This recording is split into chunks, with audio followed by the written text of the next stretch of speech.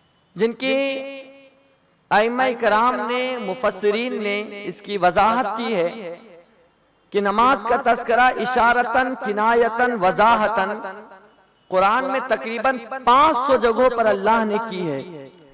تو جو انسان ایک وقت کی نماز ادا کرتا ہے گویا وہ 500 اللہ کے حکم پر بیک وقت عمل کر لیتا ہے، اور ایک وقت وہ چھوڑ دیتا ہے تو گویا اللہ کے 500 حکم کو وہ ایک ہی بار میں انکار کر دیتا ہے، ایک ہی بار وہ چھوڑ دیتا ہے، جس کی وجہ سے 110 صحابہ کرام کے نزدیک وہ انسان کفر کے درجے میں پہنچ جاتا ہے، کافر ہو جاتا ہے. لیکن ائمہ احناف کے نزدیک کافر تو نہیں ہے، البتہ کافروں جیسا وہ عمل کرتا ہے. آج میرا عنوان نماز کی فضیلت یا عظمت نہیں ہے، آج میرا عنوان ہے جمع بین الصلاتین. دو نمازوں کو کیا ہم ایک وقت میں ادا کر سکتے ہیں یا نہیں کر سکتے ہیں؟ اس سلسلے میں شریعت کیا کہتی ہے؟ اللہ کے پیارے رسول علیہ السلام کا اس سلسلے میں فرمان کیا ہے؟ کیا کوئی انسان ظہر کی نماز کو عصر میں پڑھے جان بوجھ کر کے، یا عصر کی نماز کو پہلے ہی وہ ظہر کے وقت میں پڑھ لے، اسی طرح مغرب کی نماز کو کوئی انسان عشاء کی نماز میں ایک ساتھ ملا کر پڑھے، یا اسی طرح عشاء کی نماز کو مغرب کے ہی وقت میں وہ پڑھ لے، تو کیا آیا ایسا پڑھنا جائز ہے یا نہیں جائز ہے؟ اور کیا اس کی کوئی صورت بھی ہے کہ ہم اس کو کبھی پڑھ سکتے ہیں یا نہیں پڑھ سکتے ہیں؟ تو اس سلسلے میں انشاءاللہ حدیث پاک کی روشنی میں کچھ کلام اور کچھ باتیں آپ کے سامنے پیش کرنے کی سعادت حاصل کروں گا. یہ چیز ہمیشہ اپنے ذہن میں رکھے.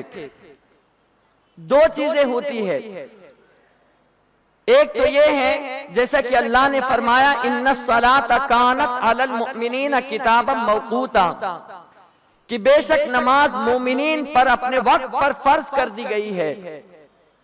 تو اب جو بھی نمازیں ہیں اب ہم پر لازم اور ضروری ہے کہ ہم اسی وقت پر اس نماز کو ادا کریں.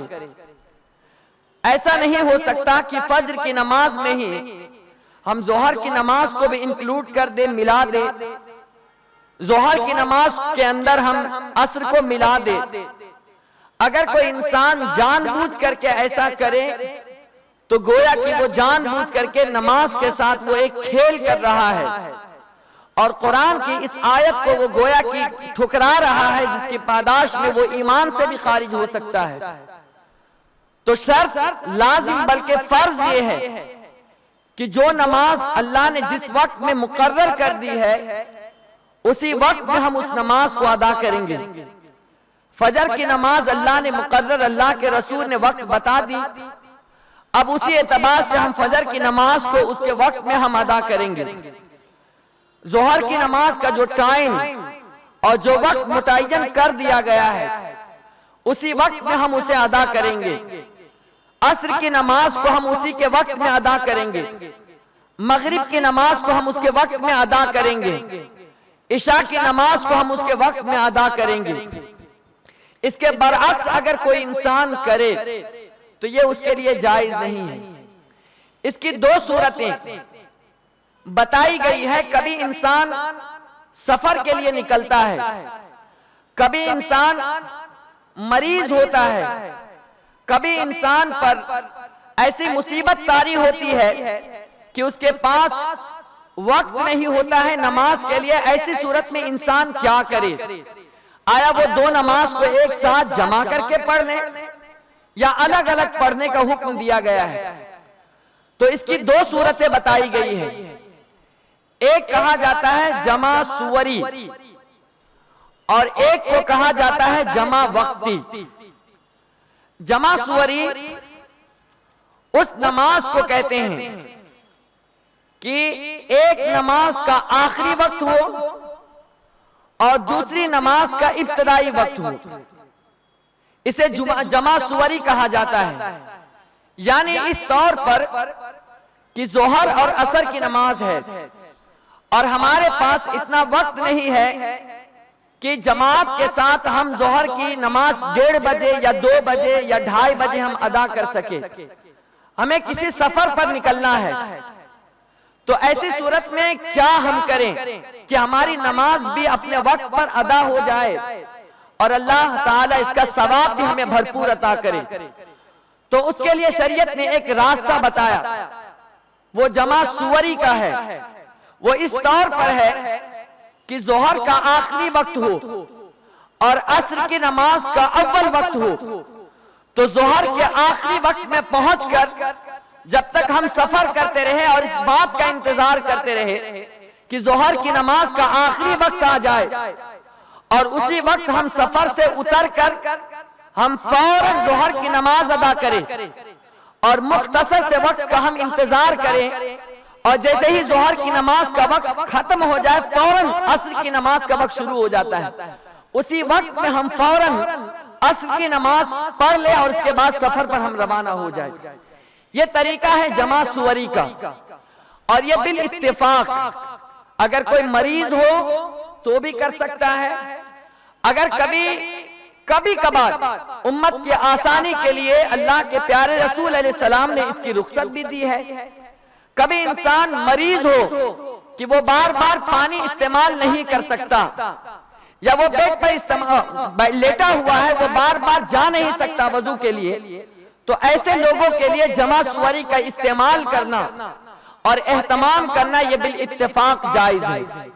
وہ اس طور پر جائز ہے کہ ظہر کی نماز کو ہم تاخیر کرتے رہے اور اس وقت میں پہنچ جائے جب ظہر کی نماز کا آخری وقت ہو، اور اس آخری وقت میں ہم ظہر کی نماز ادا کریں، اور اس کے فوراً بعد جیسے ہی عصر کی نماز کا وقت شروع ہو جائے ہم فوراً اسی وقت اسی وضو سے ہم عصر کی نماز ادا کر لیں۔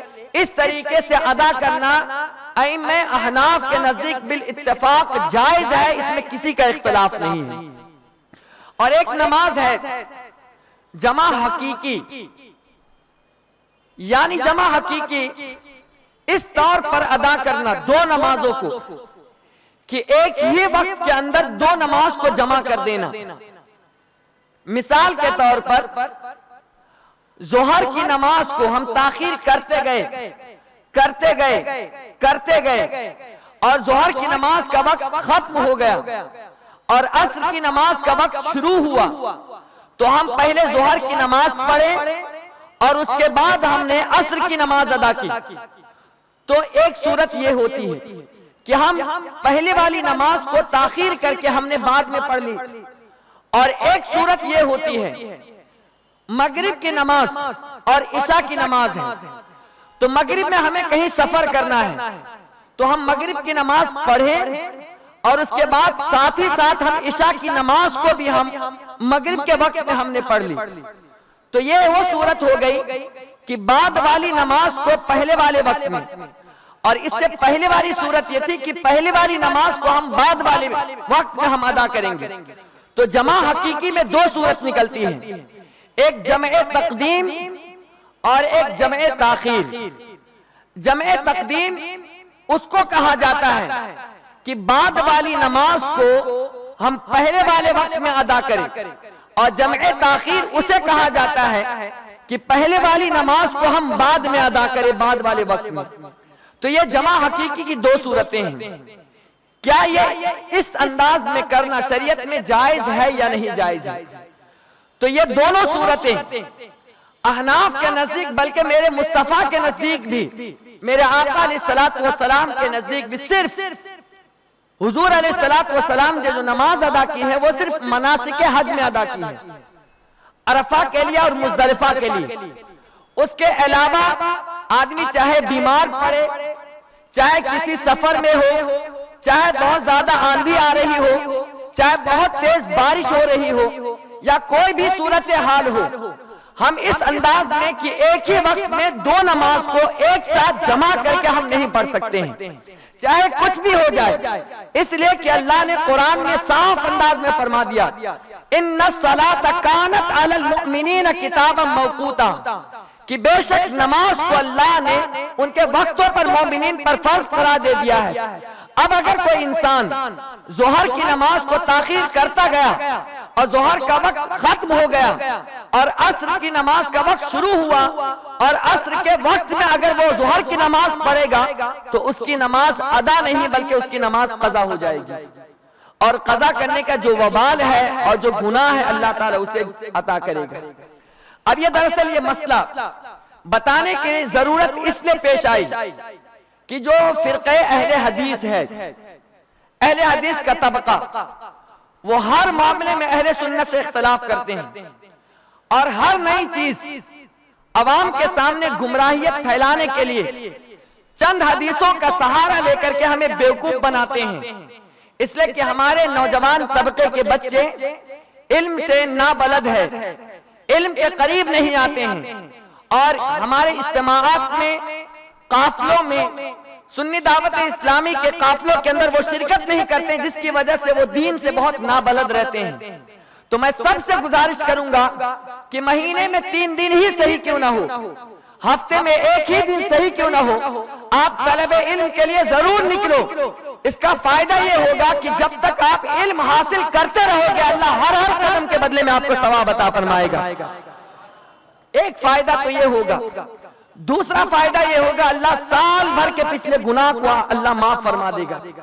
اسی حال میں اگر انتقال کر جاؤ تو اللہ تبارک و تعالی آپ کو شہادت کا مرتبہ عطا فرمائے گا، اور سب سے بڑا فائدہ یہ ہوگا کہ آپ علم کی دولت سے آپ بہرہور ہو جاؤ گے۔ وہ علم کہ جس علم کو اللہ تعالیٰ نے جسے بھی عطا کیا ہے وہ اس علم کے بدولت ہمیشہ کامیاب ہو گئے۔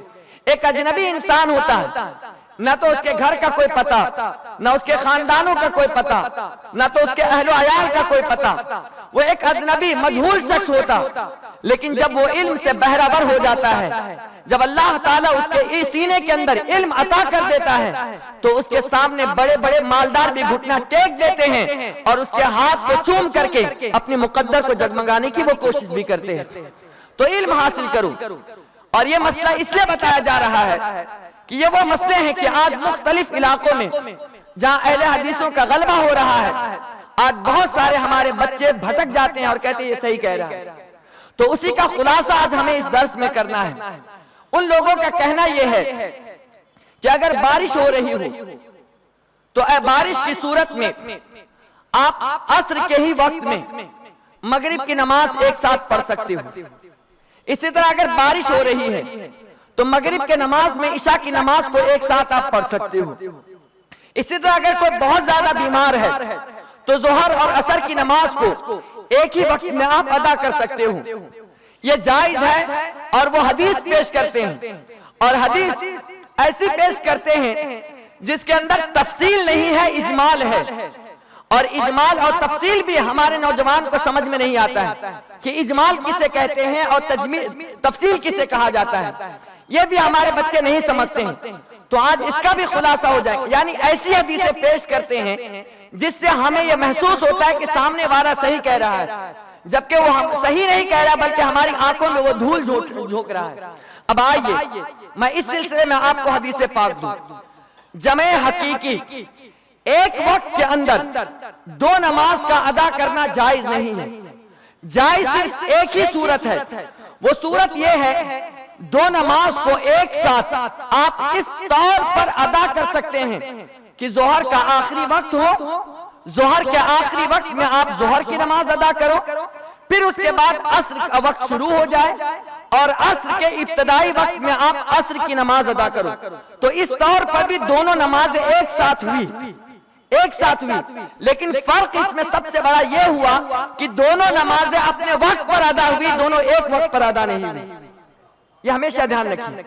اور حدیثوں میں جہاں بھی یہ بیان کیا گیا ہے، سرکار علیہ الصلوۃ والسلام خود مدینہ طیبہ میں رہ کر، جبکہ نہ تو وہ کسی سفر پر تھے، نہ کسی غزوے میں گئے تھے، نہ کسی جہاد کے لیے گئے تھے، نہ سخت آندھی یا طوفان کا مسئلہ تھا، نہ بارش کا مسئلہ تھا، سرکار علیہ الصلوۃ والسلام مدینہ طیبہ میں رہ کر کے خود میرے آقا علیہ الصلوۃ والسلام نے مغرب کی نماز کو اور عشاء کی نماز کو ایک ساتھ، یہ لفظ ہے جمیعاً، ایک ساتھ جماعت کے ساتھ ادا کروائی۔ وہ اس طور پر ادا کروائی کہ مغرب کا آخری وقت تھا اور مغرب کے آخری وقت میں سرکار جماعت کھڑی کروا کر کے مغرب کی نماز پڑھے، اور عشاء کی نماز کا وقت جیسے ہی ہو گیا فوراً اول وقت میں آقا علیہ السلام نے عشاء کی نماز جماعت سے ادا کر کے ایک ساتھ دونوں نمازوں کو جمع فرما دیا۔ تو اسے کہا جاتا ہے جمع ہوا، اور یہ شریعت میں بالاتفاق جائز ہے۔ اب اس پر میں آپ کو کچھ حدیثیں دوں۔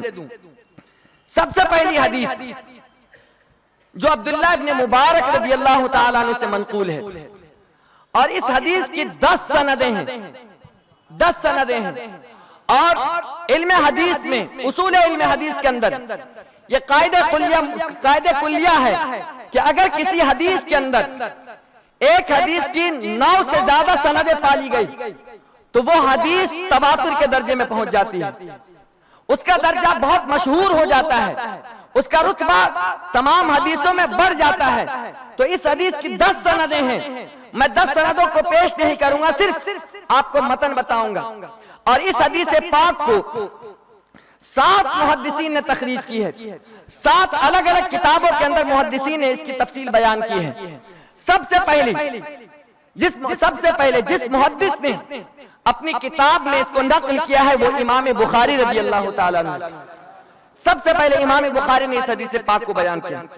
دوسرے محدث امام ابو داؤد رضی اللہ تعالیٰ عنہ نے، اور تیسرے محدث امام نسائی رضی اللہ تعالیٰ عنہ نے، اور چوتھے محدث امام عیسیٰ بن ابان نے کتاب الحجج علی اہل المدینہ کے اندر اس روایت کو نقل کی۔ پانچویں محدث شرح آفاق، جن کی مشہور کتاب ہے شرح معانی الآثار، طحاوی شریف کے نام سے بہت مشہور ہے، جو درس نظامیہ کے اندر اصول فقہ حنفی کے لیے اور فقہ حنفی پر جو مفتی بنائے جاتے ہیں ان کے خاص طور سے تخصص میں یہ کتاب داخل ہے، یہ شرح معانی الآثار۔ تو امام طحاوی کی شرح معانی الآثار کے اندر امام طحاوی نے اس روایت کو نقل کیا ہے۔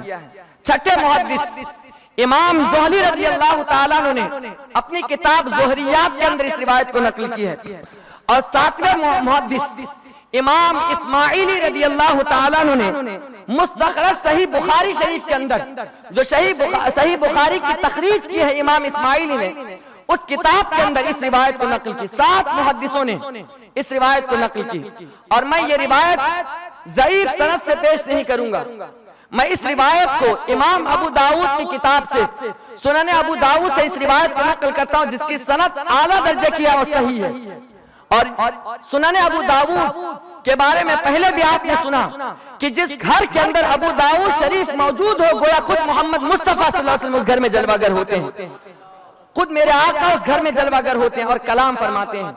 اس کتاب کا حوالہ سنن ابی داؤد کے اندر اس روایت کو میں سند کے ساتھ پیش کرتا ہوں۔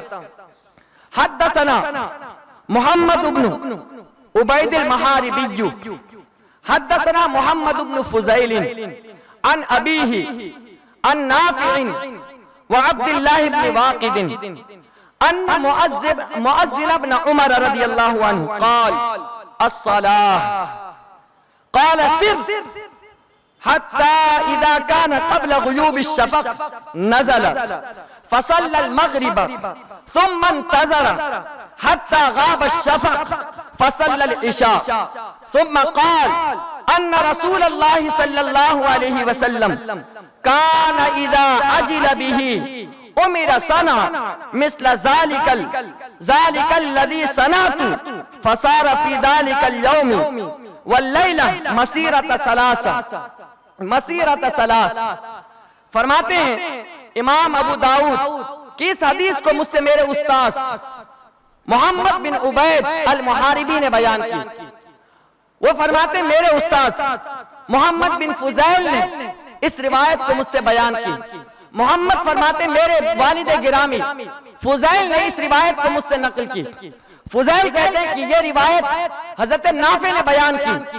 حضرت نافع فرماتے ہیں حضرت نافع اور عبداللہ بن واقد 2 عظیم تابعی بیان کرتے ہیں کہ حضرت عبداللہ ابن عمر رضی اللہ تعالیٰ عنہ کے مؤذن نے کہا اے عبداللہ ابن عمر الصلاۃ، نماز کا وقت ہو چکا ہے. تو آپ نے فرمایا قال سر، آپ نے فرمایا آگے چلو، آگے بڑھو. آپ نے فوراً نماز، جبکہ نماز کا وقت ہو چکا تھا، لیکن آپ نے کہا سر، آگے بڑھیے.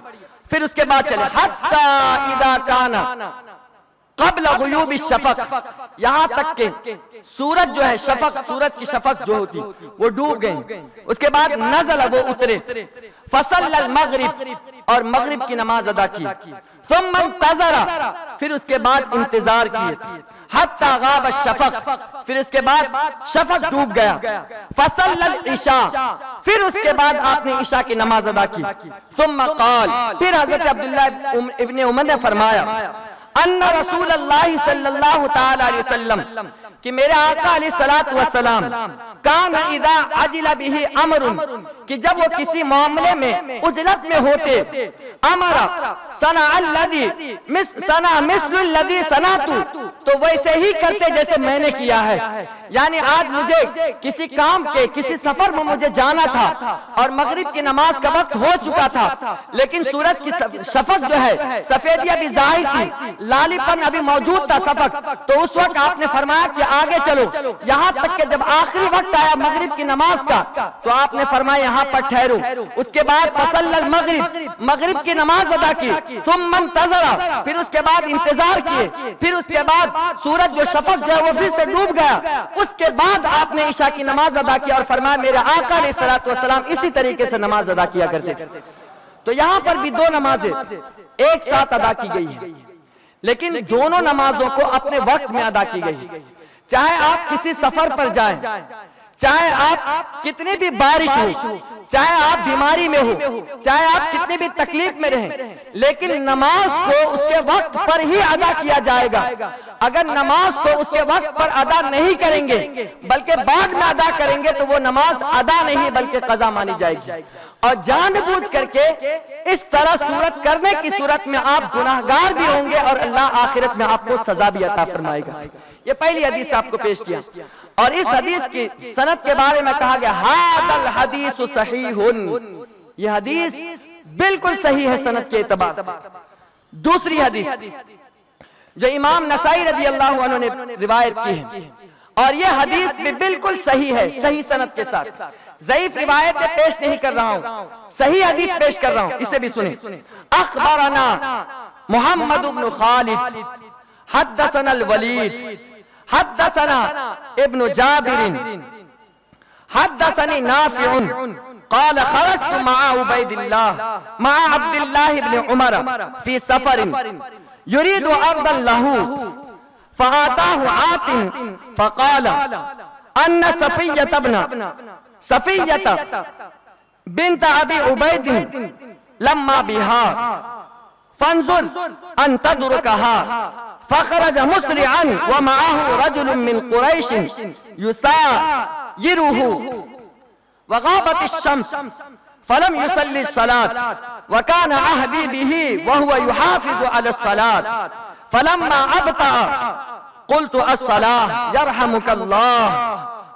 فالتفت إلي ومضى حتى إذا كان في آخر الشفق نزل فصلى المغرب ثم أقام العشاء وقد تبار الشفق فصلى بنا ثم أقبل علينا فقال أن رسول الله صلى الله عليه وسلم إذا عجل به السير صنع هكذا.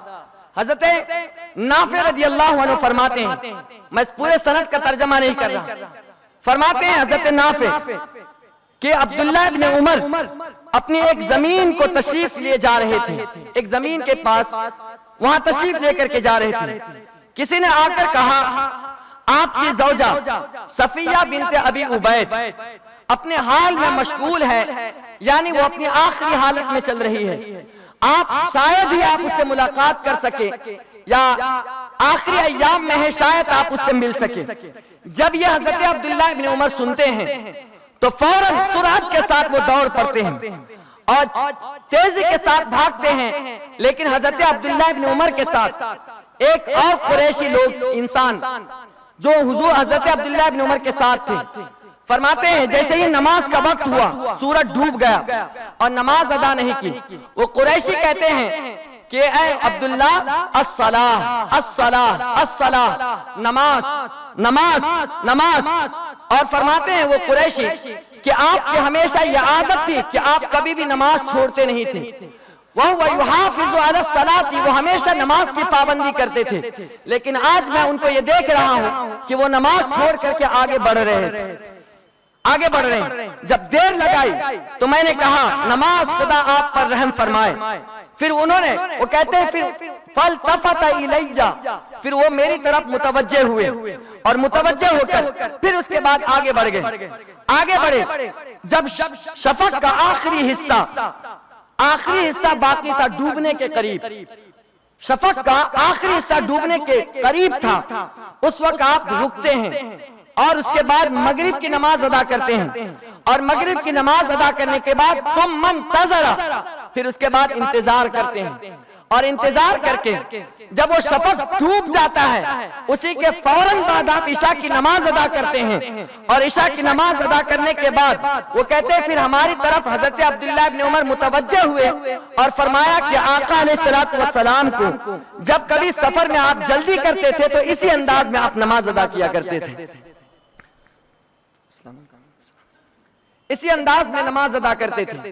تو یہ جمع بین الصلاتین کے سلسلے میں نے آپ کے سامنے 2 حدیث پاک پیش کی کہ جب بھی چاہے سفر ہو، چاہے حضر ہو، چاہے بیماری ہو، چاہے بارش ہو، چاہے آندھی ہو، چاہے طوفان ہو، کوئی بھی معاملہ ہو یا کچھ بھی ہو، لیکن ایک وقت میں ہم 2 نماز کو ایک ساتھ جمع کر کے ادا نہیں کر سکتے ہیں. اس کے لیے صرف ایک ہی صورت بتائی گئی ہے کہ ایک وقت کا ایک نماز کا آخری وقت ہو اور دوسری نماز کا اول وقت ہو. تو اس نماز کو ہم آخری وقت میں ادا کریں، پھر اس کے اول وقت کا انتظار کریں اور جیسے ہی اول وقت ہو جائے فوراً ہم اس نماز کو ادا کر لیں. اور یہ ائمہ احناف بلکہ تمام کے نزدیک بالاتفاق جائز ہے اور ایسے کرنے میں کوئی اختلاف نہیں ہے. لیکن جو لوگ یہ کہتے ہیں کہ 2 نمازیں ایک وقت میں پڑھ سکتے ہیں، وہ انشاءاللہ آنے والے ہفتے میں اس کا رد بھی ہم حدیث پاک کی روشنی میں کرنے کی کوشش کریں گے. دوران گفتگو اگر کوئی غلطی ہو تو اللہ اپنے حبیب علیہ السلام کے صدقے میں معاف عطا فرمائے.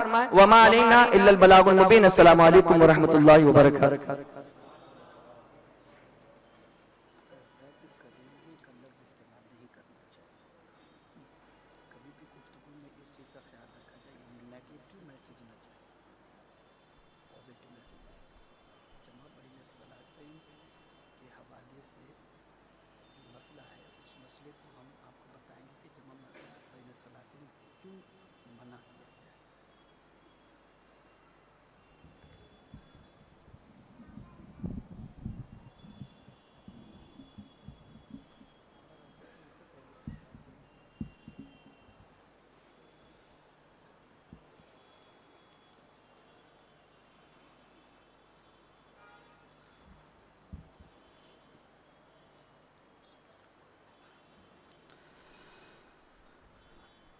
نحمده ونصلي ونسلم على رسوله الكريم اما بعد فاعوذ بالله من الشيطان الرجيم. بسم الله الرحمن الرحيم. قل هل ننبئكم بالأخسرين أعمالا الذين ضل سعيهم في الحياة الدنيا وهم يحسبون أنهم يحسنون صنعا. صدق الله العظيم. الصلاة والسلام عليك يا رسول الله. الصلاة والسلام عليك يا حبيب الله. الصلاة والسلام عليك يا نبي الله. الصلاة والسلام عليك يا نور الله. وعلى آلك وأصحابك يا حبيب الله. صلی اللہ تعالی علیہ وسلم۔ میرے پیارے آقا صلی اللہ تعالی علیہ وسلم کے پیارے دیوانوں،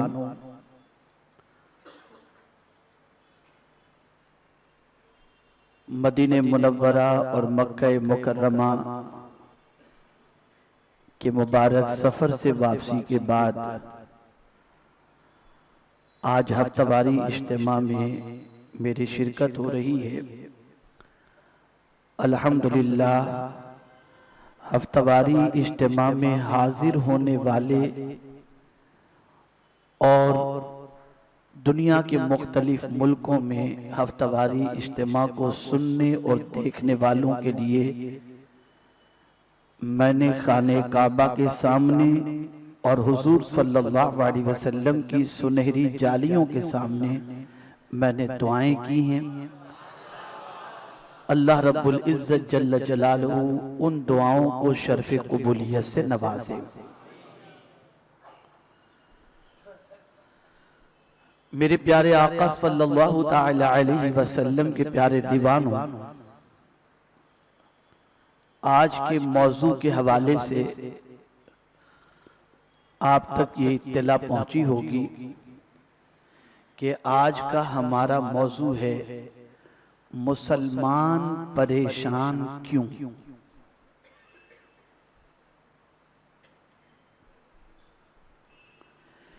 ایک ڈاؤٹ پوری دنیا کے مسلمانوں کے دل و دماغ کے اندر ابھر رہا ہے، اور وہ ڈاؤٹ یہ ہے کہ جب ہمارا دین سچا،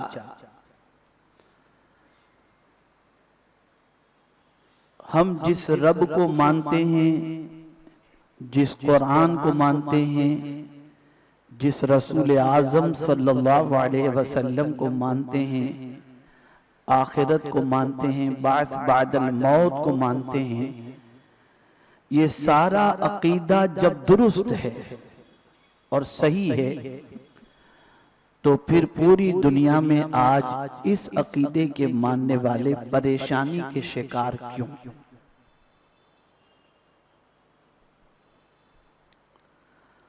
آپ جانتے ہیں کہ میں مسلسل اب کوشش کر رہا ہوں کہ سوچ آپ کی درست ہو، اس لیے کہ جب فکر درست ہوگی تو اعمال بھی درست ہوں گے، اور اعمال درست ہوں گے تو انشاءاللہ نتیجہ بھی درست ہوگا۔ اور دنیا اس وقت جو پوری کوشش کر رہی ہے وہ یہی ہے کہ ہماری فکر، ہماری سوچ یہ پراگندہ ہو جائے، اس لیے کہ پہلے سوچ پراگندہ ہوتی ہے، پھر انسان گناہوں کے دلدل میں اور قلبی اعتبار سے عقیدے سے ہاتھ دھو بیٹھتا ہے۔ میں چاہوں گا کہ مکمل توجہ کے ساتھ آپ گفتگو کو سماعت بھی فرمائیں اور سوچ کی کریکشن کر کے اپنی زندگی کو قانون الہی اور قانون رسول صلی اللہ علیہ وسلم کے سانچے میں ڈالنے کی کوشش کریں۔ پہلی سوچ تو یہ درست کر لیں کہ تاجدار کائنات ارواحنا فداہ صلی اللہ تعالی علیہ وسلم نے صحابہ کرام علیہم الرضوان کی جو تربیت فرمائی، اس تربیت میں رسول گرامی وقار صلی اللہ تعالی علیہ وسلم نے صحابہ کو خاص طور پر یہ بات بتائی کہ اس بات کو تم ذہن میں رکھو کہ چونکہ تم دنیا کے اندر آئے ہو اور دنیا میں میرے مولا نے تمہیں بھیجا ہے، تو دنیا میں تم کو کیسے رہنا ہے اور دنیا تمہارے لیے کیا ہے؟ تو سرکار نے فرمایا الدنیا مزرعۃ الآخرہ، دنیا آخرت کی کھیتی ہے. دنیا کیا ہے؟ آخرت کی کھیتی ہے. یہاں جیسی کھیتی کرو گے ویسا تمہیں غلہ ملے گا، پھل ملے گا. ایسے ہی جیسے اعمال کرو گے ویسے نتائج تمہارے سامنے آئیں گے. حضور صلی اللہ تعالی علیہ وسلم نے صحابہ کرام علیہم الرضوان کو ہر پہلو میں آخرت یاد دلائی. معاملہ کوئی بھی ہو. ایک چھوٹی سی مثال میں آپ کے سامنے پیش کرتا ہوں کہ آج ہم کسی سے دوستی کرتے ہیں تو ہمارا معاملہ دوستی کرنے سے پہلے سب سے پہلا یہ ہوتا ہے کہ جس سے دوستی کر رہے ہیں اس سے ہمارا دنیاوی فائدہ کیا ہے. اور آقا کریم صلی اللہ تعالی علیہ وسلم نے صحابہ کا ذہن ایسا بنایا تھا کہ جب تم کسی سے دوستی کرو تو صرف دنیاوی فائدے کو سامنے رکھ کر کے نہیں بلکہ یہ بھی سوچو کہ اس دوست کی دوستی سے مجھے آخرت میں کیا فائدہ ہوگا.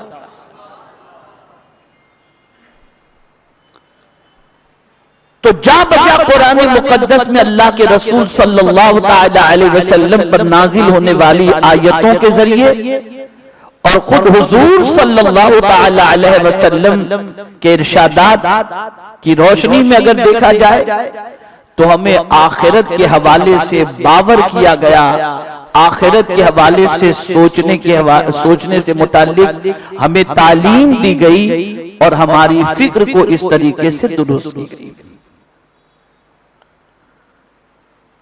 اب سوال یہ پیدا ہوتا ہے کہ آخرت کا معنی ہی بعد کا ہوتا ہے اور دنیا کے معنی قریب کے ہوتا ہے. تو جہاں رہنا ہے وہاں کے حوالے سے بھی تو کچھ ہونا چاہیے نا. جہاں رہنا ہے وہاں کے حوالے سے قدرت کا قانون کیا ہے، آقا کریم صلی اللہ تعالی علیہ وسلم کی تعلیمات کیا ہیں، اسے بھی آپ ذہن کے اندر رکھنے کی کوشش کیجئے گا. لیکن سب سے پہلے میں پوری دنیا میں مسلمانوں کی بدحالی کی وجہ آپ کے سامنے بیان کر دوں تاکہ آپ حدیث کی روشنی میں اسے سمجھ لیں اور پھر اس کے بعد میں اس سے ریلیٹڈ دوسری گفتگو کی طرف آپ کی توجہ کو مبذول کرانے کی کوشش کروں گا. ایک مرتبہ درود شریف پڑھ لیں.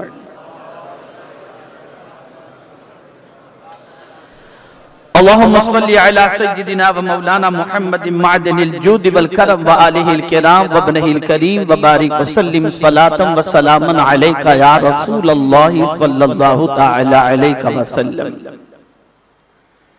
ابو داؤد شریف کی ایک حدیث ہے، اسے سماعت فرمائیں. عن ثوبان قال قال رسول اللہ صلی اللہ تعالی علیہ وسلم یوشک الامم ان تداع علیکم کما تداع الاکلۃ الى قصعتها فقال قائل ومن قلۃ نحن یومئذ قال بل انتم یومئذ کثیر ولکنکم غثاء كغثاء السیل ولینزعن اللہ من صدور عدوکم المحابة منکم وَلَيَقْذِفَنَّ اللَّهُ فِي قُلُوبِكُمُ الْوَهْنَ فقال قائل یا رسول اللہ صلی اللہ علیہ وسلم وَمَا الْوَهْنَ قال حب الدنیا وَكَرَاهِيَةُ الْمَوْتِ. آقا کریم صلی اللہ تعالی علیہ وسلم کا ارشاد سماعت فرمائیں. قریب ہے کہ قومیں تم پر باہم مل کر حلہ بول دیں، یعنی دوسری قومیں آپس میں مل کر تم پر حلہ بول دیں جیسے کھانے والے مل کر بڑے پیالے کی طرف ٹوٹ پڑتے ہیں. دسترخوان پر بڑا پیالہ موجود ہو اور کھانے کے لیے کئی لوگ موجود ہوں تو جس طریقے سے کھانے والے پیالے پر ٹوٹ پڑتے ہیں، میرے آقا صلی اللہ علیہ وسلم فرماتے ہیں قریب ہے کہ قومیں تم پر باہم مل کر ہلہ بولنے، جس طریقے سے پیالے پر ٹوٹ پڑتے ہیں کھانے والے، ایسی ساری قومیں تم پر ٹوٹ پڑیں۔ ایک آدمی نے پوچھا، اے اللہ کے رسول صلی اللہ علیہ وسلم، کیا ہماری تعداد کی کمی کی وجہ سے ایسا ہوگا؟ یعنی کیا اس وقت ہم بہت کم ہوں گے؟ بیٹا بیٹھ جاؤ ادھر آپ آنے نہ دیں، ادھر بیٹھ جائیں، یہ ادھر سے آنے نہ دیں آپ کسی کو، وہیں بٹھا دیا کریں، ایک مرتبہ درود شریف پڑھ لیں، آپ ادھر بیٹھ جائیں۔ ریاض بھائی آپ ادھر بیٹھ جائیں۔ اللہم صلی علی سیدنا و مولانا محمد معدن الجود والکرم و آلہ الکرام و ابنہ الکریم وبارک وسلم صلاة و سلام علیکہ یا سید یا رسول اللہ صلی اللہ تعالی علیہ وسلم۔ تو ایک آدمی نے پوچھا، یا رسول اللہ صلی اللہ علیہ وسلم، کیا ہماری تعداد کی کمی کی وجہ سے ایسا ہوگا کہ جو قومیں ہم پر ہلہ بولیں گی تو اس وقت ہم تعداد کے اندر لیمیٹیڈ ہوں گے؟ میرے آقا صلی اللہ علیہ وسلم نے فرمایا، نہیں، تم اس وقت تعداد میں زیادہ ہوگے۔ غور سے سنیے، تم اس وقت تعداد میں زیادہ ہوگے، لیکن تم سیلاب کی جھاگ کی طرح بے حیثیت ہوگے۔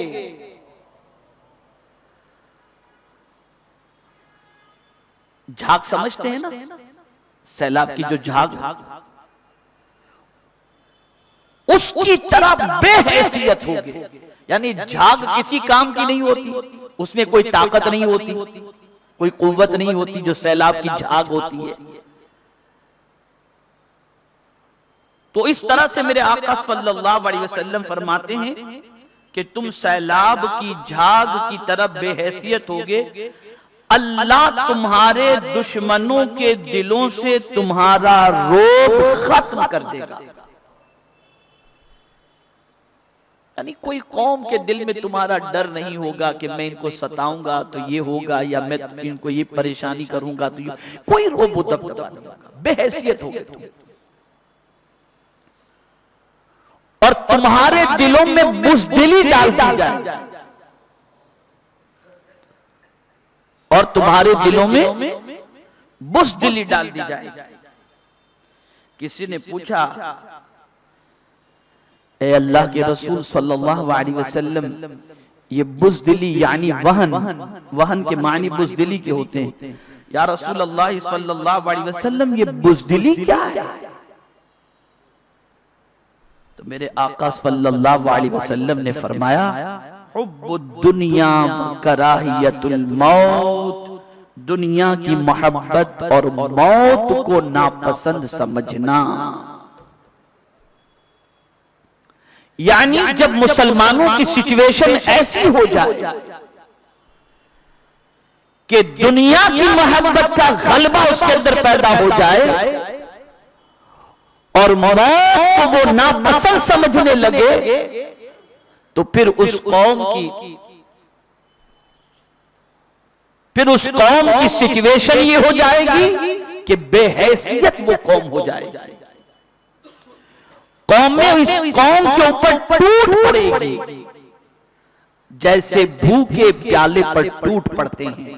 اب آپ اس وقت پوری دنیا کے اندر امت مسلمہ کی سچویشن کو آنکھوں سے، ماتھے کی آنکھوں سے اس کا مشاہدہ کر سکتے ہیں۔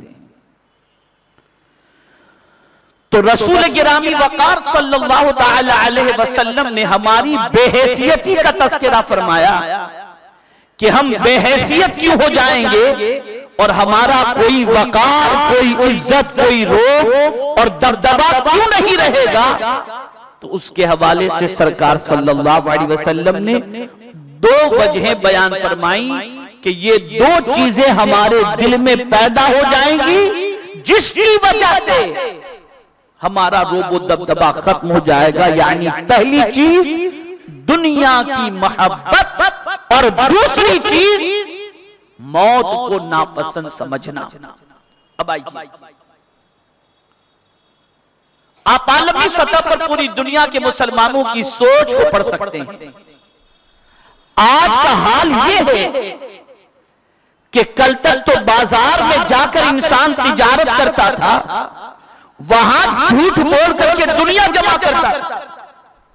اب تو العیاذ باللہ دین کے نام پر بھی انسان جھوٹ کا سہارا لے کر دنیا کی محبت میں ڈوبا ہوا آپ کو نظر آئے گا۔ دنیا کی محبت کا غلبہ اتنا دل میں پیدا ہو چکا ہے کہ انسان کوئی بھی کام دنیا کی محبت کے بغیر نہیں کرتا۔ حد تو یہ ہے کہ حج کو جانے والا بھی کبھی کبھی یہ سوچ لیتا ہے کہ سرکار صلی اللہ علیہ وسلم نے جو فرمایا یقیناً وہ حق ہے۔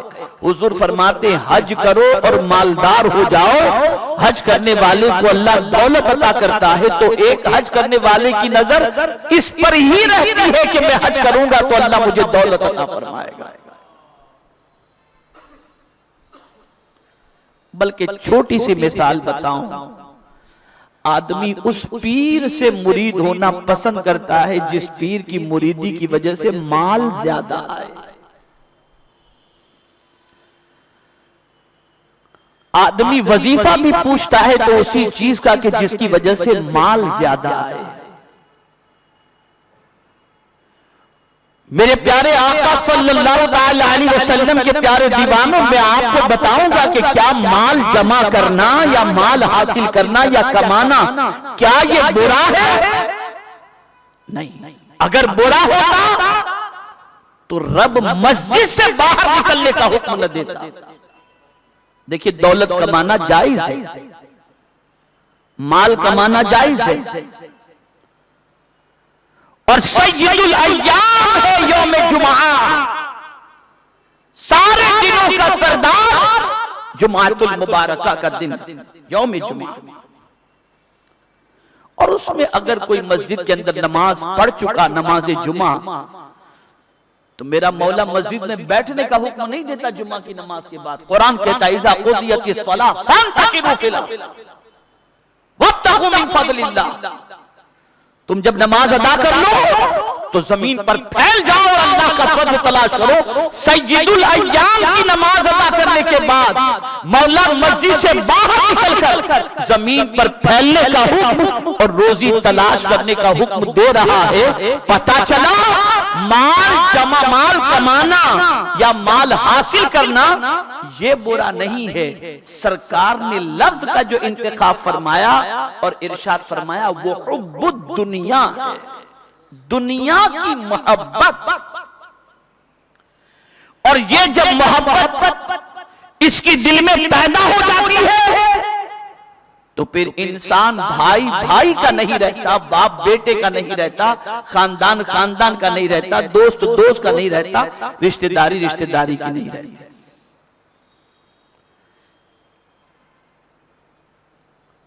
اب سوچ کافر کی سوچ میں آپ کو بتاؤں، اللہ معاف فرمائے، میں بڑی معذرت کے ساتھ عرض کرتا ہوں کہ اس وقت مسلمانوں کی سوچ اسلامی سوچ نہیں رہ گئی، نہیں رہ گئی۔ جو دوسری قوموں کی سوچ تھی اسی سوچ کو مسلمانوں نے اپنا لیا۔ مثال کے طور پر قرآن اس سوچ کے حوالے سے انسان کے دل و دماغ کو متوجہ کر رہا ہے۔ قول میرے محبوب فرما دیجئے هل ننبئکم بالاخسرین اعمالا، کیا میں تم کو بتاؤں سب سے زیادہ گھٹیا عمل والا کون ہے؟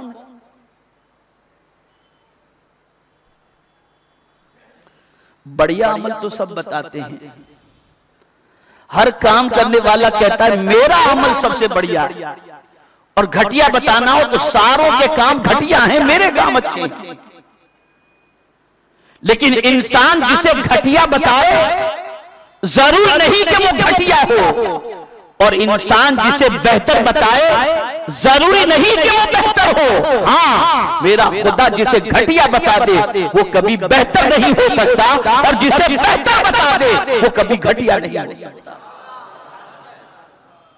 تو اب اللہ عز و جل نے ارشاد فرمایا قُلْ هَلْ نُنَبِّئُكُمْ بِالْأَخْسَرِينَ أَعْمَالًا.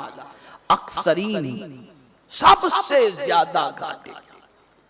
میرے محبوب آپ فرما دیجئے، حضور سے یہ بات کہلوائی کہ کیا میں تمہیں بتاؤں سب سے گھٹیا عمل کون سا ہے یا کس کا ہے؟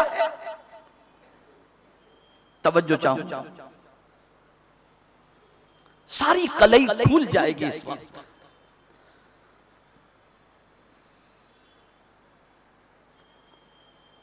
سب سے گھٹیا عمل تو قرآن کہتا ہے الذین ضل سعیہم فی الحیات الدنیا، جس کی ساری کوششیں گم ہو گئی. ضل گم ہو گئی. کس چیز میں گم ہو گئی؟ فی الحیات الدنیا، دنیا کی زندگی. یعنی آدمی اپنی پوری زندگی کو صرف دنیا دنیا دنیا دنیا دنیا، اسی کے لیے اٹھنا، اسی کے لیے بیٹھنا، اسی کے لیے چلنا، اسی کے لیے کھانا، اسی کے لیے ملنا، اسی کے لیے دوستی کرنا، اسی کے لیے پڑھنا، اسی کے لیے سب کچھ. انسان کی ساری زندگی اس کام کے اندر اور اس کوشش میں گم ہو گئی کہ وہ صرف دنیا دنیا دنیا اسی میں لگ گیا. کیا یہ بات سچ نہیں ہے؟ آج مجموعی طور پر پوری دنیا کے مسلمانوں کی سوچ کو دیکھا جائے اور محنت و مشقت کو دیکھا جائے، کون ہے جو آخرت کے لیے بھی کچھ کوشش کرتا ہو؟ کون ہے کہ جس کی کوشش آخرت کے لیے بھی ہو؟ قرآن کہتا ہے جس کی پوری کوشش جو اپنی کوششوں میں گم ہو گیا، کس چیز کے اندر؟ فی الحیات الدنیا، دنیا کی زندگی. اور پھر قرآن نے حضور کے ذریعے جو دنیا کے سلسلے میں بہت زیادہ کوشش میں لگے رہتے ہیں اس میں گم ہو جاتے ہیں. نہ نماز کی فکر، نہ روزے کی فکر، نہ حلال کی فکر، نہ حرام کی فکر، نہ جائز کی فکر، نہ ناجائز کی فکر، کچھ بھی نہیں، بس صرف دنیا میں گم ہو گیا. قرآن کہتا ہے کہ ایسا گم ہونے والا شخص، اس کی سوچ بھی کتنی گھٹیا ہے. بھئی آدمی دیکھیں نا، مال کمانے میں لگ جائے، ارب پتی بن جائے، کھرب پتی بن جائے، تو آدمی کہتے ہیں یار کیا اس کی ترقی ہوئی، کیا مال اس کے پاس ہے. ہاں جائز طریقے سے ارب پتی کوئی بن جائے، اسلام نہیں روکتا، اسلام پہرا نہیں دیتا، اسلام مال کمانے کی اجازت دیتا ہے. میں نے پہلے ہی آپ کو بتایا. لیکن ایسا شخص جو نماز چھوڑ کر دنیا میں لگ گیا، جو حلال چھوڑ کر حرام میں لگ گیا، جو جائز چھوڑ کر ناجائز میں لگ گیا، جو امانت کی بجائے خیانت میں لگ گیا، جو صحیح کی بجائے غلط میں لگ گیا، اور اس طریقے سے صرف اس کا مقصد یہ ہے کہ میں کسی بھی طرح سے دنیا جمع کر لوں، تو پھر اس کی گھٹیا سوچ کو قرآن اجاگر کرتا ہے. وَهُمْ يَحْسَبُونَ أَنَّهُمْ يُحْسِنُونَ صُنْعًا. اور اس کا پاگل پن یہ ہے کہ ایسا شخص پھر سوچتا بھی ہے کہ جو وہ کر رہا ہے وہ بہت بہتر کر رہا ہے. تو ایسی سوچ رکھنے والے کو قرآن نے کیا کہا؟ گھٹیا سوچ والا. ایسے کام کرنے والے کو قرآن نے کیا کہا؟ گھٹیا عمل والا. اس کے اعمال گھٹیا ہیں، جس کی پوری زندگی صرف دنیا جمع کرنے کے اندر خرچ ہو جاتی ہے. اس لیے حضور نے اس کو اشارتاً فرمایا دنیا کی محبت میں گرفتار لوگوں کے حوالے سے، الدنیا جیفت وطالبها کلاب. دنیا مردار ہے اور اس کا طلب کرنے والا کتے کی طرح ہے. حضور نے بھی تشبیہ کیا فرمائی؟ کتے کی طرح حضور نے فرمایا، کتے کی طرح. کتے کی طرح کیوں فرمایا گیا اسے بھی سن لو. ایک بڑا جانور مرا ہوا پڑا ہو, توجہ سے سنیے گا, بڑا جانور مرا ہوا پڑا ہے, اس جانور کے مقابلے میں کتے کا پیٹ بڑا چھوٹا ہوتا ہے, اس میں اتنی طاقت نہیں ہوتی کہ پورا جانور کھا سکے. آپ بتائیں, سمجھ رہے ہیں نا میری بات؟ ایک کتے کا پیٹ اتنا بڑا ہوتا ہے کہ بڑا کوئی جانور وہ کھا سکے نہیں نا. لیکن کتا کرتا کیا ہے, مرے ہوئے جانور کو جب کھانے کے لیے جاتے ہیں, اگر کوئی دوسرا کتا آیا تو بھونکے گا, اس کو قریب نہیں آنے دے گا, جبکہ اس کا پیٹ اتنا چھوٹا ہے کہ پورے جانور کو کھانے کی طاقت نہیں ہے اس کے اندر, لیکن باوجود اس کے وہ اتنا حریص ہے کہ کسی اور کو کھانے نہیں دے گا. میرے حضور نے فرمایا کہ جس کے دل میں دنیا کی محبت ہو جائے اس کی پوزیشن بھی کتے کی طرح ہو جاتی ہے کہ وہ کسی اور کو کھانے نہیں دیتا, کھانے نہیں دیتا.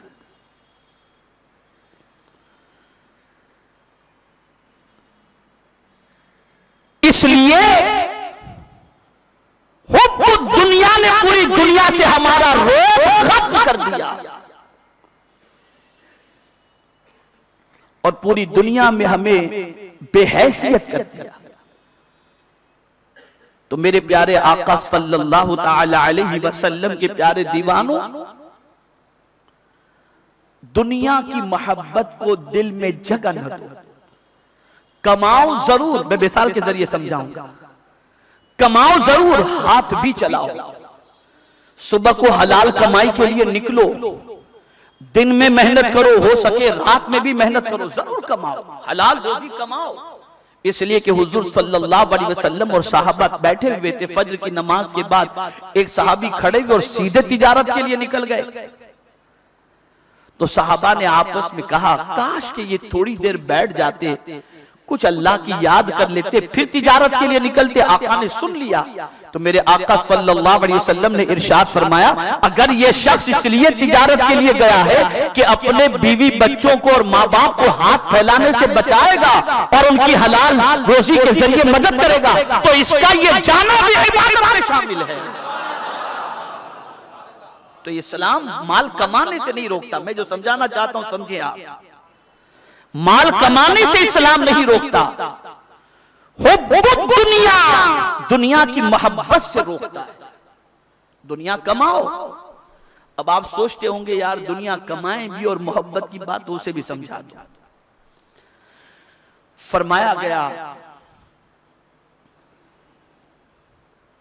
کشتی کے حوالے سے, جہاز کے حوالے سے, دنیا مثل سمندر ہے. سمندر میں کیا ہوتا ہے, بولیے کیا ہوتا ہے, پانی.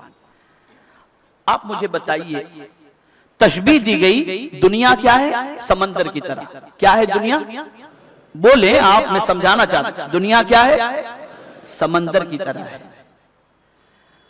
سمندر پر اگر جہاز ہے تو وہ تیرے گا یا ڈوبے گا؟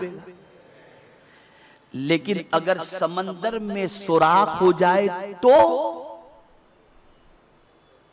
پانی اندر جائے گا اور جہاز.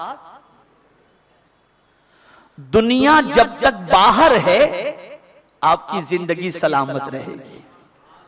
دنیا کو دل کے اندر مت آنے دو, دل کے باہر رکھو, اس لیے کہ اس کی ضرورت ہے. اسی لیے تو قرآن میں دعا ہے, ربنا آتنا فی الدنیا حسنہ.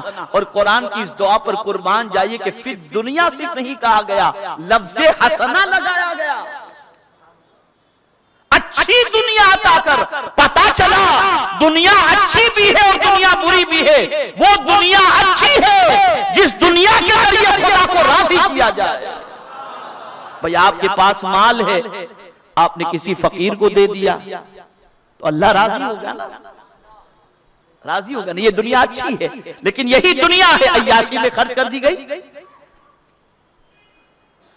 اور کہا جائے تو کہیں کہ بھئی میرا مال ہے, میں جیسا چاہوں. تیرا مال کہاں سے آیا, کس نے دیا تجھے یہ مال؟ تو دنیا کی محبت کو دل میں آنے مت دو. اور اس محبت کا معاملہ کیا ہے؟ جب اس کی محبت دل میں بیٹھ جائے تو پھر انسان سارے غلط راستے کو بھی اپناتا ہے اور پھر چلتا رہتا ہے. چلے گا، اللہ معاف کرنے والا ہے، پھر وہ ڈوب جاتا ہے اس کے اندر، پھر گم ہو جاتا ہے. تو یاد رکھیں، آج اگر عالمی سطح پر آپ مسلمانوں کی زندگی کا جائزہ لیں تو یہ چیز آپ کو نمایاں طور پر ملے گی کہ بس مالدار ہونے کے شوق نے اور اس کی محبت نے، دنیا کی محبت نے انسان کے دل و دماغ پر اتنا غلبہ کر لیا ہے کہ آج کا انسان حلال حرام کی تمیز بھول چکا.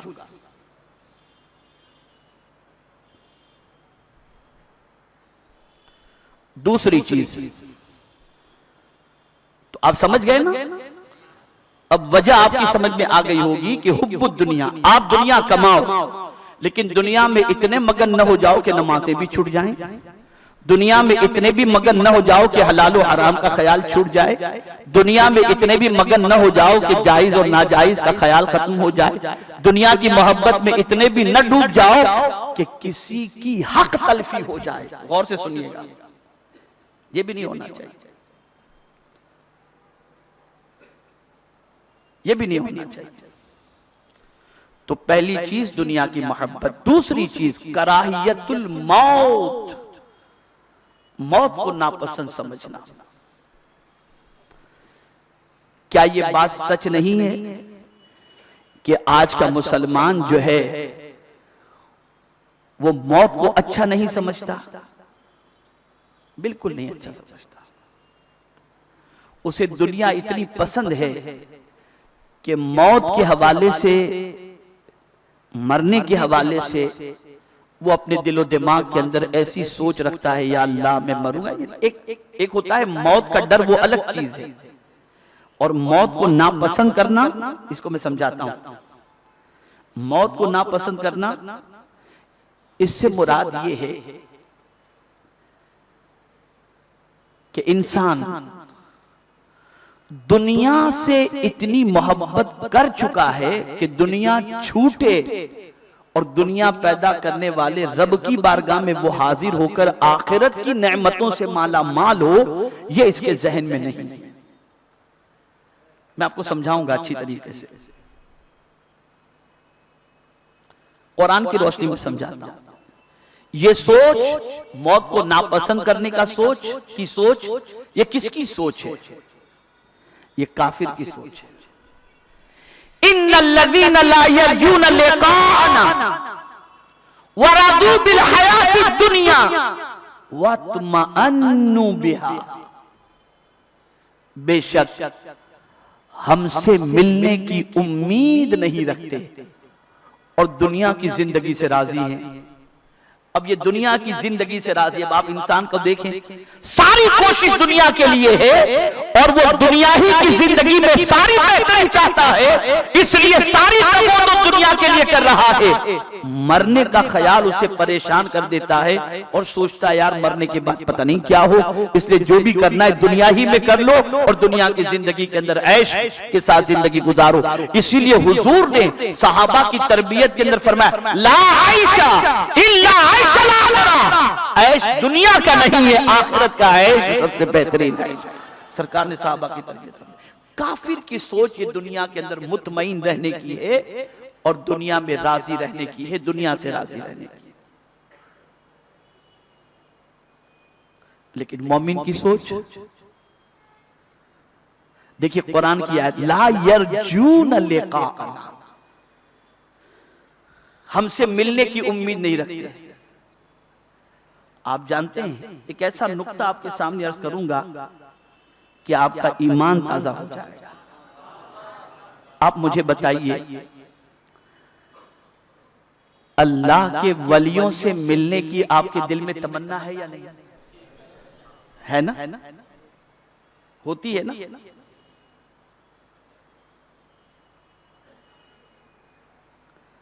اور جب ولیوں سے ملنے کی تمنا، تو صحابہ کی زندگی دیکھو، ان کو حضور سے ملنے کی تمنا، بلکہ وہ تو حضور سے ملنے کی تمنا ایسی رکھتے تھے کہ وہ جیتے بھی تھے تو حضور کے قدموں میں اور چاہتے تھے قیامت میں اٹھے بھی تو حضور کے قدموں میں ہوتے. بلکہ ان کی سوچ یہ ہوتی تھی قیامت میں حضور کا دیدار انہیں نصیب ہو، یہ سوچ اور یہ فکر ہوتی تھی۔ تو میں ایک سوال آپ سے پوچھنا چاہتا ہوں، ولی کا چہرہ کتنا نورانی ہوتا ہے نا، ملنے کی تمنا ہوتی ہے، نبی کی شان کا تو کیا کہنا، اور سید الانبیاء کی شان کا کیا کہنا، جن کے چہرے کی قسم مولا یاد فرمائے والضحا کہہ کر، تو وہ کتنے حسین ہوں گے۔ تو میں آپ سے ایک سوال پوچھنا چاہتا ہوں کہ آخر ولی سے ملنے کی تمنا، نبی سے ملنے کی تمنا، تو خدا سے ملنے کی تمنا کیوں نہیں؟ رب سے ملنے کی تمنا کیوں نہیں؟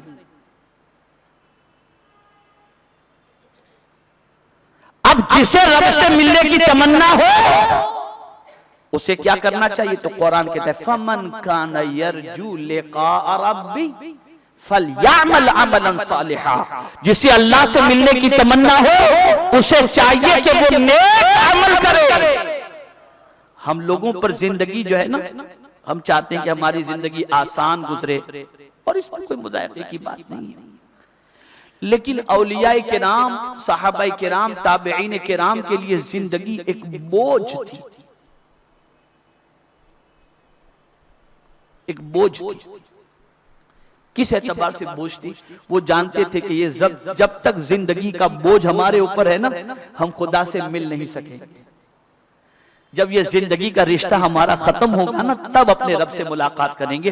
اب آپ سوچو، چند اولیاء کے قول سنیں گے تو آپ کی عقل دنگ رہ جائے گی۔ فرماتے ہیں ہم جو ہے جنت میں جانا بھی پسند نہ کرتے اگر جنت میں خدا کا دیدار ہونے والا نہ ہوتا۔ ہم تو اس لیے جنت کو پسند کرتے ہیں کہ وہاں مولا کا دیدار نصیب ہو، یہ سوچ۔ اور ایک عقیدے کی بات آپ سے عرض کروں گا تو آپ کا ایمان تازہ ہوگا۔ ہمیں کوئی فرشتہ آ کر پوچھتا نہیں ہے کہ مرنا ہے کہ جینا ہے، جب ٹائم پورا ہوا آیا اور روح قبض کر کے چلا گیا۔ لیکن انبیاء کی شان جدا ہے، انبیاء کے جسم سے روح اس وقت ہی فرشتہ نکالتا ہے جب انبیاء خود چاہیں، اور روح نکالنے سے پہلے روح کا فرشتہ پہلے نبی کے پاس آتا ہے اور ان سے پوچھتا ہے آپ دنیا میں رہنا پسند کریں گے یا آخرت آپ کو پسند ہے؟ تو جب نبی کہتے ہیں کہ مجھے آخرت پسند ہے تو پھر اجازت مانگتا ہے کہ آپ اجازت دیں کہ ہم آپ کی روح کو قبض کریں۔ کیا شان ہے انبیاء کی، کیا شان ہے انبیاء کی، کیا شان ہے انبیاء کی۔ تو انبیاء سے پوچھا جاتا ہے، اور حضور صلی اللہ علیہ وسلم سے بھی پوچھا گیا تھا۔ سرکار نے مولا کی ملاقات کو پسند کیا، لیکن یہاں ایک ایمان تازہ کرنے والی بات کہوں کہ ظاہر سی بات ہے کہ حضور صلی اللہ علیہ وسلم کی وصال کے سلسلے میں اس دور کے اندر صحابہ بہت پریشان تھے کہ سرکار تشریف لے جائیں گے تو ہمارا کیا ہوگا، لیکن جاننے سے پہلے حضور نے فرما دیا، کیا فرمایا؟ حیاتی خیر لکم ومماتی خیر لکم، میرا جینا بھی تمہارے لیے بہتر ہے اور میرا تم سے پردہ کر جانا بھی بہتر ہے۔ اب دونوں چیزیں بہتر کیسے؟ تو حدیث کے الفاظ میں آپ کو سنا دوں، حدیث کے الفاظ۔ سرکار صلی اللہ علیہ وسلم ارشاد فرماتے ہیں کہ جانا اس لیے پسند ہے اور بہتر ہے کہ جب تمہارے اعمال میرے سامنے پیش کیے جائیں، تو اعمال پیش کیے جاتے ہیں، ہفتے میں 2 مرتبہ حضور کی خدمت میں امت کے اعمال پیش کیے جاتے ہیں۔ آج سرکار صلی اللہ علیہ وسلم مزار اقدس میں آرام فرما رہے، امت کے اعمال پیش کیے جاتے ہیں۔ سرکار فرماتے فَمَا رَأَيْتُ مِنْ خَيْرٍ فَحَمِدْتُ اللَّهَ تَعَالَى، سرکار فرماتے تمہارے دفتر میں جب میں نیکیاں دیکھتا ہوں تو میں اللہ کی حمد بجا لاتا ہوں۔ فَمَا رَأَيْتُ مِنْ شَرٍ، اور جب تمہارے دفتر کے اندر گناہ دیکھتا ہوں تو میں اللہ کی بارگاہ میں تمہارے لیے مغفرت کی دعا کرتا ہوں۔ یہ میرے سرکار صلی اللہ علیہ وسلم کی شان۔ میرے پیارے آقا صلی اللہ تعالی علیہ وسلم کے پیارے دیوانوں، دنیا کی محبت اتنی دل میں نہ بٹھاؤ، اتنی نہ بٹھاؤ، اتنی نہ بٹھاؤ کہ اس محبت کے اندر ایسے راستے اختیار کر لو جو راستہ اللہ عز و جل کو ناپسند ہے، اللہ کے رسول صلی اللہ علیہ وسلم کو ناپسند ہے۔ دنیا صرف خود کے لیے نہ کماؤ، صحابہ نے دنیا کمائی، تابعین نے دنیا کمائی، تبع تابعین نے دنیا کمائی، لیکن حضور کی سنت پر عمل کرتے ہوئے اس دنیا سے صرف خود نے فائدہ نہیں اٹھایا، بلکہ اس دنیا سے حضور کی امت کو بھی انہوں نے فائدہ پہنچایا، حضور کی امت کو بھی فائدہ پہنچایا۔ یہاں ایک بات یاد آ گئی تو عرض کروں، اگر کوئی یہ سوچے کہ میری عقل کی وجہ سے میں دولت کما رہا ہوں، نہیں،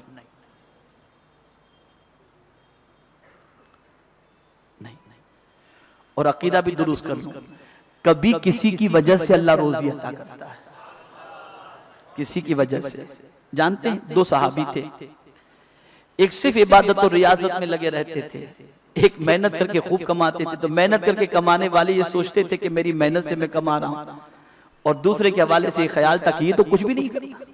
دونوں حضور کی بارگاہ میں حاضر ہوئے، دوسرے کی شکایت کی گئی، حضور یہ کچھ کرتے نہیں، صرف عبادت اور ریاضت میں لگے رہتے ہیں، دیکھیے میں محنت کرتا ہوں مجھے اتنا ملتا ہے۔ حضور نے فرمایا جو کچھ تجھے مل رہا ہے اس کی وجہ سے مل رہا ہے۔ اور یہاں بتاؤں ایک صحابی حاضر بھی عرض کرتے ہیں، یا رسول اللہ صلی اللہ علیہ وسلم غریب ہوں، سرکار نے فرمایا شادی کر لو۔ کہتے ہیں حضور خود کا پورا نہیں ہوتا، بیوی کی ذمہ داری کیسے لوں؟ سرکار نے فرمایا شادی کر لو، اللہ برکت عطا فرمائے گا۔ پتا چلا جب بیوی کی وجہ سے روزی میں برکت ہوتی ہے تو نبی کی وجہ سے نہیں ملے گا، ولی کے صدقے میں نہیں ملے گا۔ پتہ نہیں یہ عقل کے اندھے ان کو یہ حدیث نظر ہی نہیں آتی، یہ حدیث نظر ہی نہیں آتی۔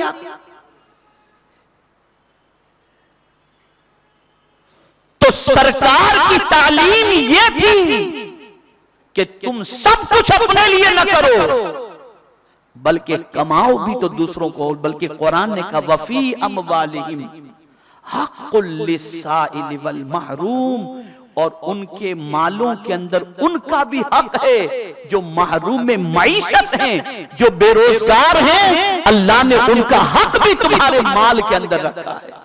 یہاں تو سب کے حق ہی کو کھا جانا، کسی کے حق ہی کو نہیں دینا۔ تو آج اس چیز کو ذہن میں رکھیں۔ اب آخری بات میں عرض کر دوں، دو حدیثیں عرض کر کے میں اپنی گفتگو کو ختم کرتا ہوں۔ لوگ کہتے ہیں دعائیں کرتے ہیں، محنت کرتے ہیں، عبادت کرتے ہیں، کعبے کے سامنے دعا کرتے ہیں، عرفات میں دعا کرتے ہیں، جالی مبارک کے سامنے دعا کرتے ہیں، تو پتہ نہیں آج مسلمانوں کی دعائیں کیوں قبول نہیں ہوتی۔ تو میں آپ سے ایک چیز عرض کروں کہ اللہ کسی کی دعا کو رد نہیں فرماتا، لیکن بہت ساروں کی دعائیں قبول نہیں ہوتی، اس کی وجہ بھی میرے آقا صلی اللہ علیہ وسلم نے بیان فرمائی۔ یہ مسلم شریف اور مشکاۃ شریف کی حدیث ہے۔ حضرت ابو ہریرہ رضی اللہ تعالیٰ عنہ حضور صلی اللہ علیہ وسلم سے نقل فرماتے ہیں کہ اللہ پاک ہے،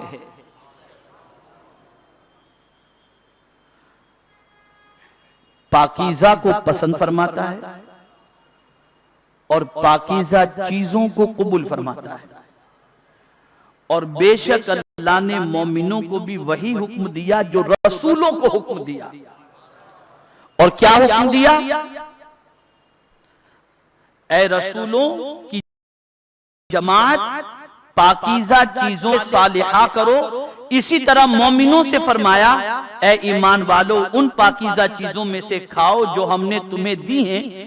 پھر حضور صلی اللہ علیہ وسلم نے ایک آدمی کا ذکر فرمایا، توجہ چاہوں گا، حضور صلی اللہ علیہ وسلم نے ایک آدمی کا ذکر فرمایا جو طویل سفر کی وجہ سے غبار آلود پراگندہ بال ہے، یعنی کہیں سے سفر سے آیا، بال بھی اس کے بکھرے ہوئے اور اس کے کپڑوں پر مٹی لگی ہوئی، اس کے حوالے سے حضور صلی اللہ علیہ وسلم نے فرمایا اور دونوں ہاتھ آسمان کی طرف پھیلا کر کہتا ہے اے رب اے رب، حالانکہ اس کا کھانا حرام کا، پینا حرام کا، لباس حرام کا اور اس کی غذا حرام کی ہے، تو اس کی دعا کیوں کر قبول ہوگی؟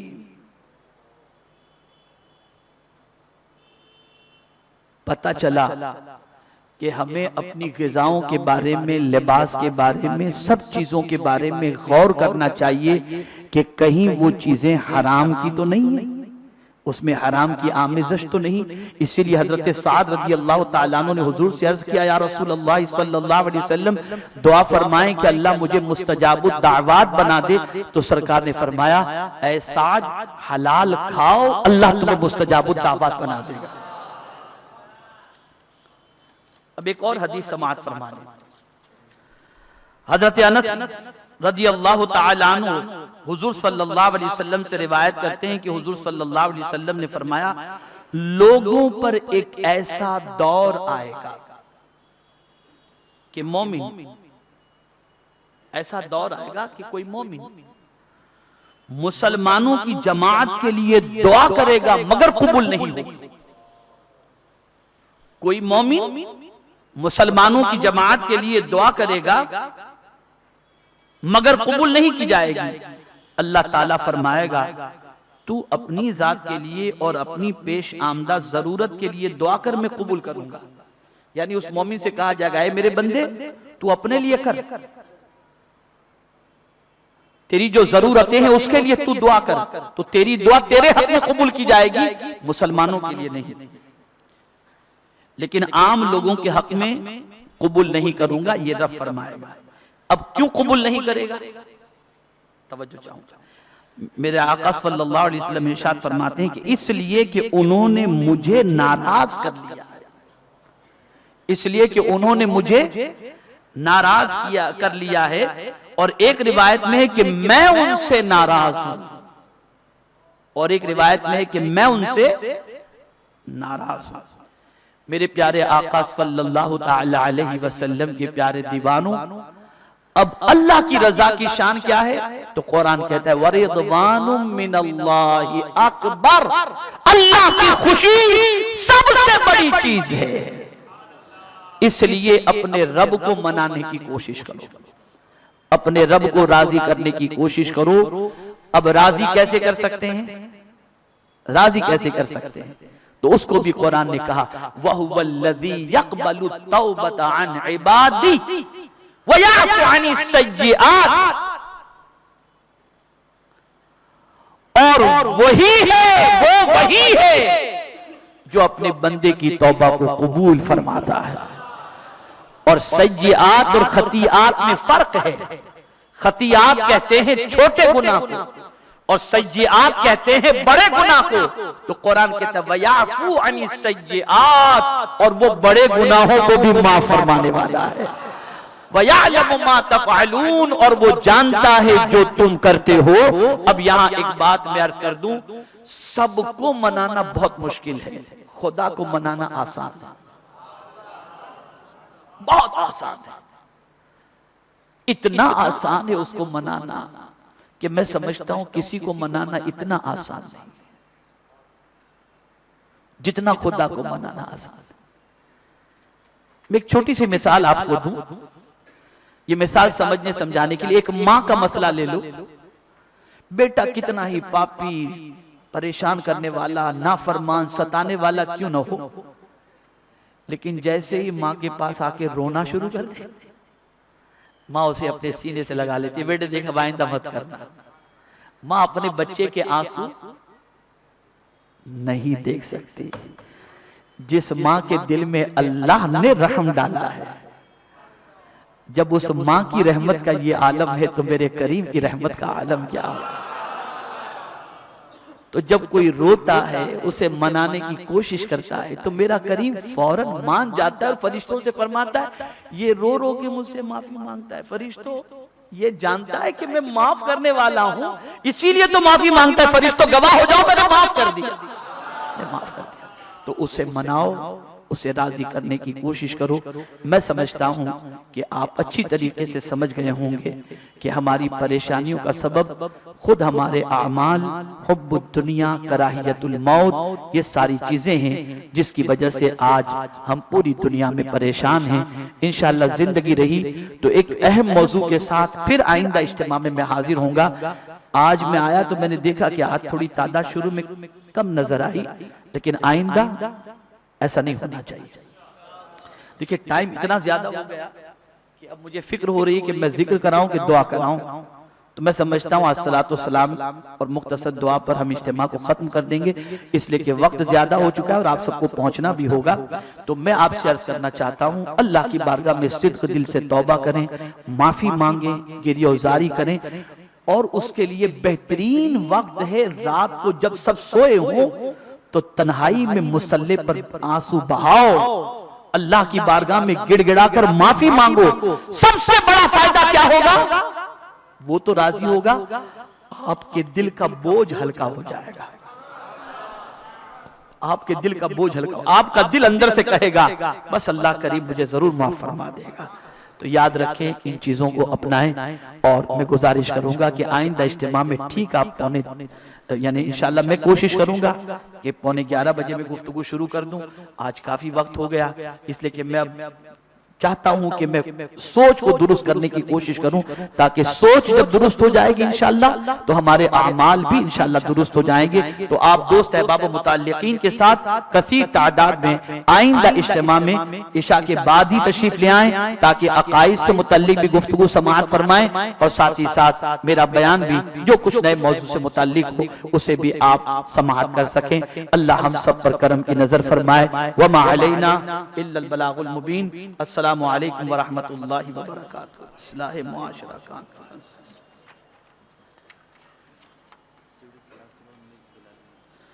20 تاریخ کو اصلاح معاشرہ کانفرنس ہونے جا رہی ہے سیوڑی کراس روڈ بلال مسجد کے پاس۔ وہاں پر انشاءاللہ العظیم سید امین القادری صاحب کا خطاب ہوگا۔ آپ سب سے شرکت کی پرخلوص درخواست ہے۔ اور کل انشاءاللہ سنی جامع مسجد ٹیگور نگر میں انشاءاللہ سنی دعوت اسلامی کا اجتماع ہوگا، جس میں مفتی زبیر صاحب خطاب فرمائیں گے، اس میں بھی تشریف لائیں۔ 17 مارچ بروز جمعہ شام 4 بجے سے رات 10 بجے تک امبے واڑی گراؤنڈ جواہر نگر گولی بار روڈ کھار ایسٹ میں انشاءاللہ سنی دعوت اسلامی کا اجتماع ہوگا۔ اس میں یہ فقیر کچھ معروضات پیش کرے گا، آپ سے وہاں بھی شرکت کی دوست احباب متعلقین کے ساتھ کثیر تعداد میں شرکت کی پرخلوص درخواست ہے۔ 18 مارچ بعد نماز مغرب عرس رضوان ملت ساکنہ کا خیرانی روڈ پر منایا جائے گا، اس میں انشاءاللہ یہ فقیر یعنی آئندہ سنیچر کو، یہ میں آپ کو بتا دوں، آپ پوسٹر دیکھیں گے کہ 18 کو سنیچر ہے اور سنیچر کو حضرت تو وہاں پر ہے، تو یہاں مرکز پر نہیں رہیں گے۔ میں نے ان لوگوں سے پہلے ہی کہہ دیا ہے کہ میں 9:30 پونے 10 بجے اسٹیج چھوڑ کر کے میں ہفتہ واری اجتماع میں چلا جاؤں گا، اس لیے انشاءاللہ العظیم میں وہاں بھی تھوڑی دیر گفتگو کروں گا اور یہاں آ کر بھی آپ کو اللہ اور اس کے رسول کے پیغام پہنچاؤں گا۔ 13 مارچ بروز پیر بعد نماز عشاء غوثیہ مسجد ہنومان ٹیکری گورے گاؤں ایسٹ میں سید محمد قادری صاحب کا خطاب ہوگا، شرکت کی درخواست ہے۔ 18 مارچ منارہ مسجد میں عرس سیدی برکاتی منایا جا رہا ہے، آپ کو شرکت کی گزارش ہے۔ میرے پیارے آقا صلی اللہ علیہ وسلم کے پیارے دیوانوں، اور جاتے ہوئے باہر سنی دعوت اسلامی کے مرکزی ادارے کے طلبہ نے جو پیپر تیار کیا ہے وہ آپ آئیے کچھ سیکھیں کے نام سے اسے آپ ضرور حاصل کریں۔ کھڑے ہو جائیں صلاۃ و سلام کے لیے، مختصر ذکر بھی کر لیں۔ بسم اللہ الرحمن الرحیم۔ استغفر اللہ ربی من کل ذنب واتوب الیہ، لا الہ الا اللہ، لا الہ الا اللہ، لا الہ الا اللہ، لا الہ الا اللہ، لا الہ الا اللہ، محمد الرسول اللہ صلی اللہ تعالی علیہ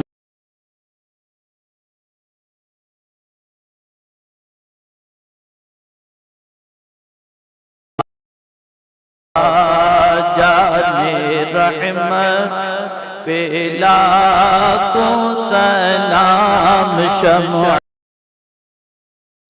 بز میں